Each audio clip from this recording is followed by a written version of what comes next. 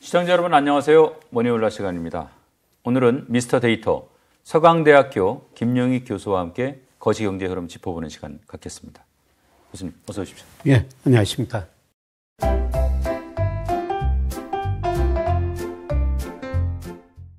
정부가 뭐 전격적으로 공매도를 일단 내년 6월 말까지 금지시켰습니다. 일단 오늘 주가 많이 오르네요. 뭐 꼭 이것 때문인지 모르겠지만 일단 주가에 어떤 영향을 미칠 걸로 보십니까? 일단 주가에는 좀 긍정적이라고 볼 수가 있습니다. 매도 물량은 상대적으로 축소되고 또 기대 심리가 작용해가지고요. 그리고 가장 중요한 거는 뭐 코스피 전체적으로는 제가 누차 말씀드렸습니다만은 뭐 명목 GDP 일평균 수출 M2 유동성에 비해서 그동안 저평가된 상태이기 때문에요. 뭐 이런 공매도 금지 조치로 그게 그 제자리 가는 과정이 조금 더 짧아질 수 있습니다. 그러나 결국 그 주가는 뭐 펀더멘털 반영하고요. 기업 수익을 반영하기 때문에 뭐 제자리를 찾아가는 과정까지는 긍정적인데 그 뒤로는 좀 지켜봐야 될 것 같습니다. 이 공매도 제도라는 게 뭐 우리나라에만 있는 제도가 아니고 글로벌한 제도니까요. 기관하고 개인 간에 이제 형평성의 문제가 있다라는 지적이 이제 끊임없이 사실은 제기가 돼 왔어요. 그러나 어떤 제도든 어쨌든 역기능, 순기능을 다 고려해야지 될 것 같다는 생각도 들거든요. 뭐 공매도 순기능이라는 것은 우선 가격 진정 효과가 있었죠. 최근에 일부 종목들이 급등했었지 않습니까? 기업 가치 이상으로 올랐었죠. 근데 공매도 제도로 인해 가지고 그게 제자리 찾아가는 과정이 있었고요. 그 다음에 주가가 하락하는 기간에 공매도를 해가지고 뭐 리스크 관리도 할 수 있고 수익을 챙길 수가 있는 거죠. 근데 공매도의 가장 순기능은 주가의 본질 가치로 주가가 거기에 접근하도록 그런 가는 과정을 만들어주지 않나 생각되는데요. 근데 역기능이라는 것은 최근에 일부 IB들이 뭐 공매도를 불법적으로 활용했지 않습니까?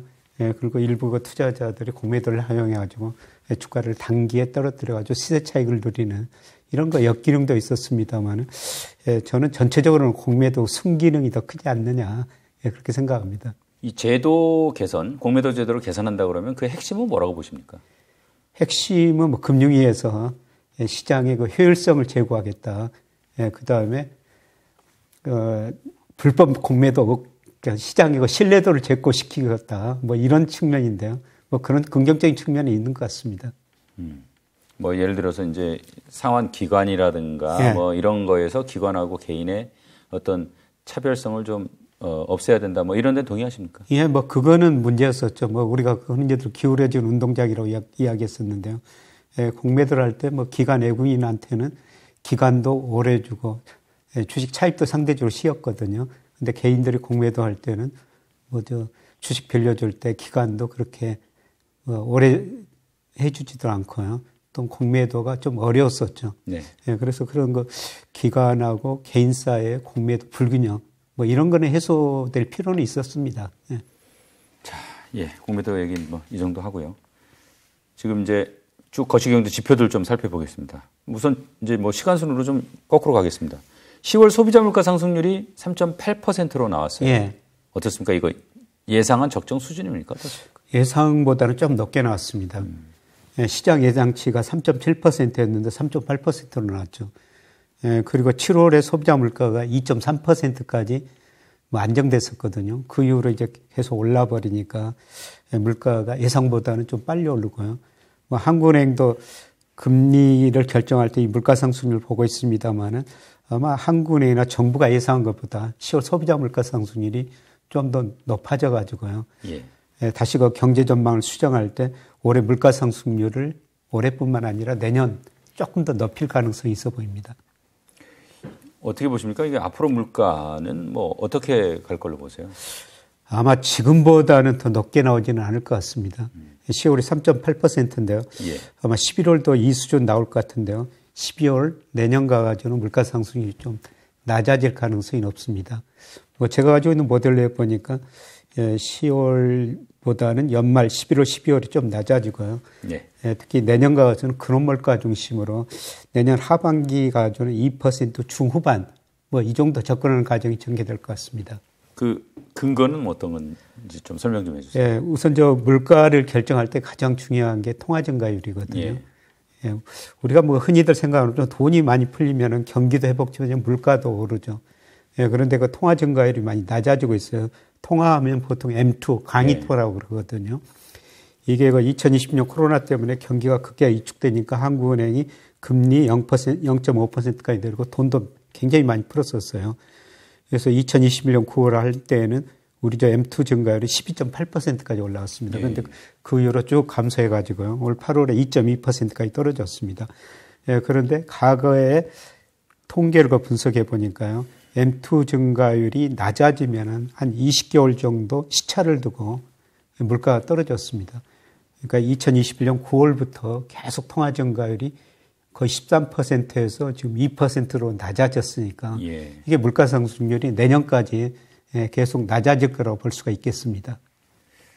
사실 뭐 유가가 조금 우선 신경 쓰입니다만은 이 물가를 자극하는 또 불안 요인들이라는 것도 있잖아요. 어떤 게 있습니까?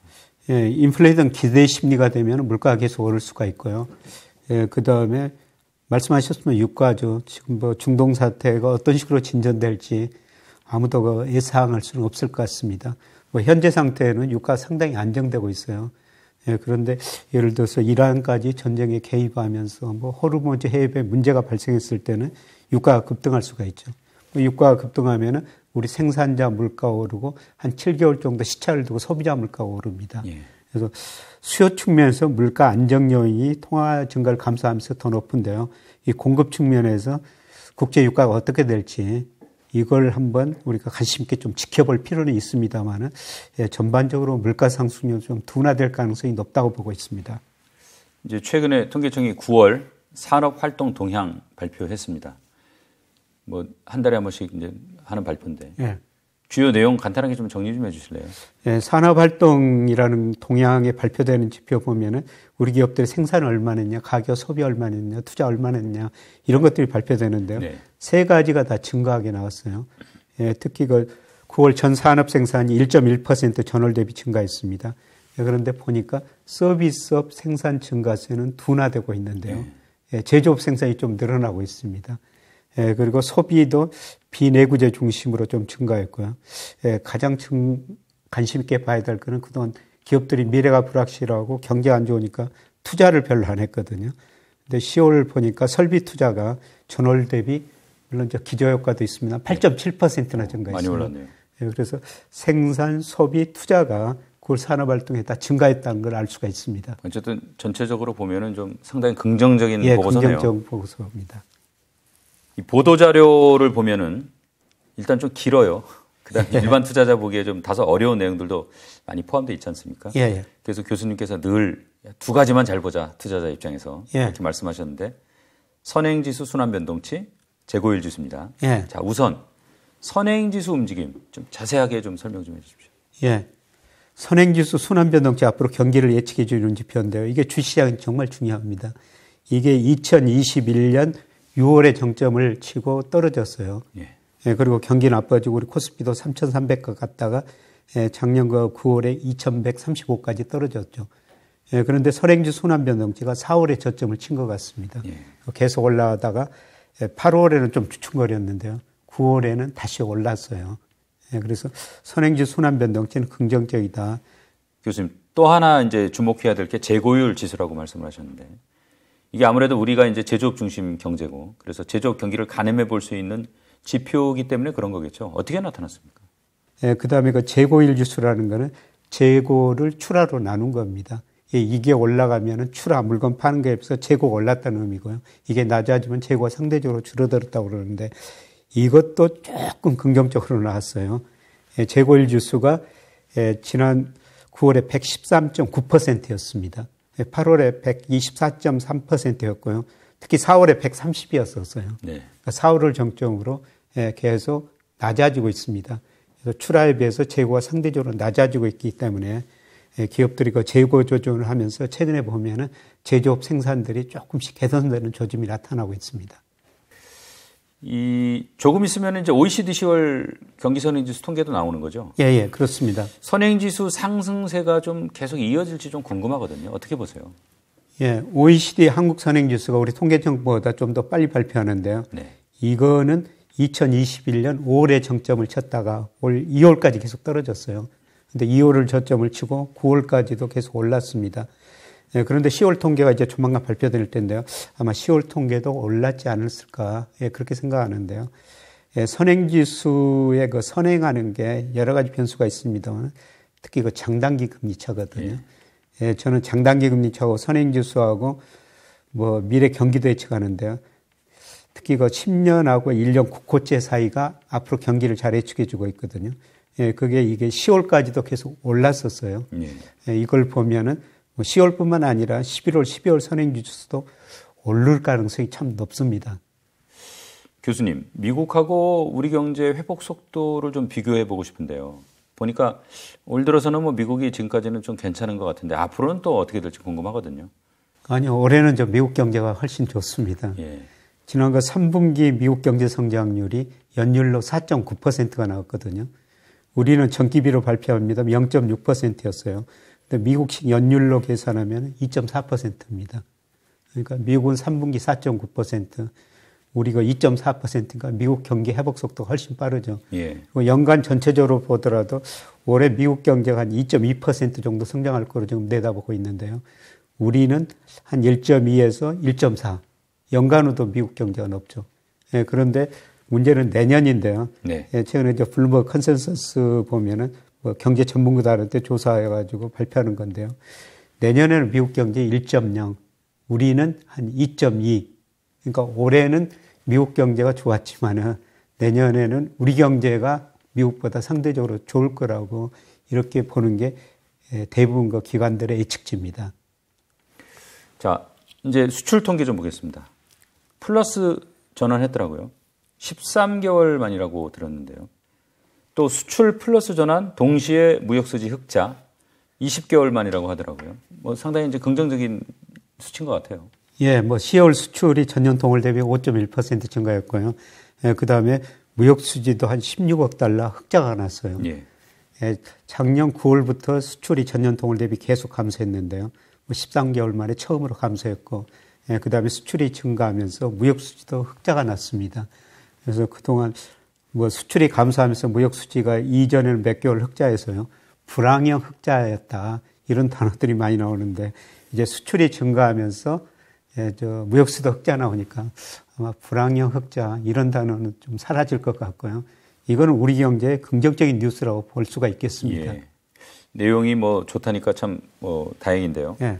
그동안 수출이 저조해진 데 가장 큰 원인을 제공한 게 결국 반도체 아니었나 싶은데 이 반도체 좋아진다 하는데 이번 이거 보면은 뭐 회복세가 좀 분명하게 보입니까? 어떻습니까? 예, 좀 회복세가 나타나고 있습니다. 예, 사실 우리 수출 중 그동안 제일 부진했던 게 반도체하고 중국 수출 부진이었었는데요. 예, 그런데 반도체가 아직도 전년 동월 대비는 10월까지 한 3% 정도 마이너스예요. 예. 예, 그런데 규모로 보니까 조금씩 증가하고 있습니다. 예를 들어서 올 1분기 올 평균 반도체 수출이 69억 달러, 2분기 75억 달러, 3분기 86억 달러였거든요. 근데 10월 보니까 89억 달러, 1분기를 저점으로 반도체 수출 금액이 꾸준히 올라간다는 겁니다. 예. 예, 사실 2018년에 반도체 수출이 우리 수출에 차지하는 비중이 18%까지 올라갔었어요. 근데 올해 지금 한 14%까지 많이 줄어들었거든요. 예, 그런데 예, 최근 통계를 보니까 아마 11월, 12월 가면서도 반도체 수출이 조금씩 개선되면서 수출 비중이 더 이상 떨어지지 않고 조금씩 늘어날 가능성이 높습니다. 예. 이게 엔저일 때 과거 사례 보면 예. 자동차 수출 좋지 않았다고 하더라고요. 예, 예. 근데 이번에는 뭐 그런 징크스를 깨는 건가요? 이 자동차 수출은 여전히 좋은 것 같아요. 예. 자동차 수출이 여전히 좋습니다. 자동차 수출 비중이 뭐 2021년에 7.2%였거든요. 근데 올해가 11.1%까지 늘어나 버렸어요. 예, 그만큼 우리나라가 자동차가 경쟁력이 있다 그런 측면도 있는데요. 우리 자동차 수출 보니까 선진국으로도 많이 증가하고 있고요. 미국, 네. 유럽 쪽으로 증가하고 있고 특히 그 신흥시장, 인도 쪽으로 증가하고 있습니다. 내용을 보니까 특히 그 전기차, 네. 신흥시장으로 전기차 수출이 많이 늘어나고 있습니다. 그래서 반도체 수출이 감소하고 있는데 그나마 자동차 수출이 증가해가지고 긍정적이었는데 올해 10월도 전년 동월 대비 무려 19.8%나 증가해 버렸어요. 그리고 월별로 보면은 자동차가 16개월 연속 계속 증가하고 있습니다. 아까 뭐 말씀하셨지만 우리 입장에서는 또 지역별로 보면은 사실 중국이 좀 중요하지 않습니까? 예. 중국이 좀 많이 줄었었는데 중국 회복세가 좀 어떻게 보입니까? 예, 중국 수출도 좀씩 긍정적인 데이터들이 나오고 있습니다.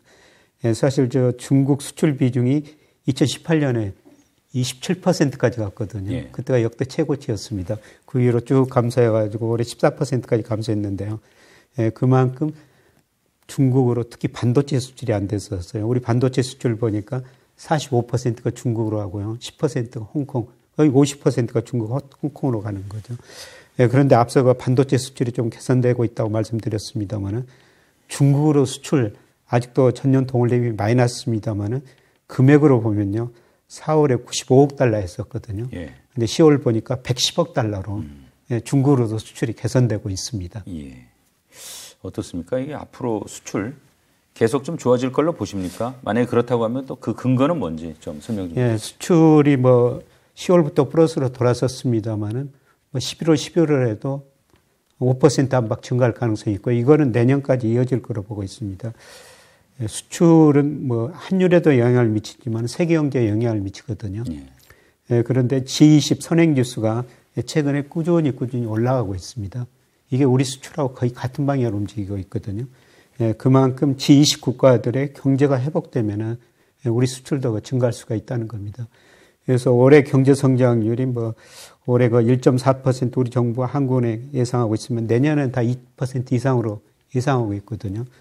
그 내용을 보면은 뭐 소비는 크게 기대할 거 없는데요. 수출이 개선되면서 내년에 우리 경제 성장률이 올해보다는 좀 높아질 거라고 보고 있습니다. 예, 계속 저는 11월, 12월 주가가 오를 것이다. 이런 말씀을 계속 드려왔었습니다.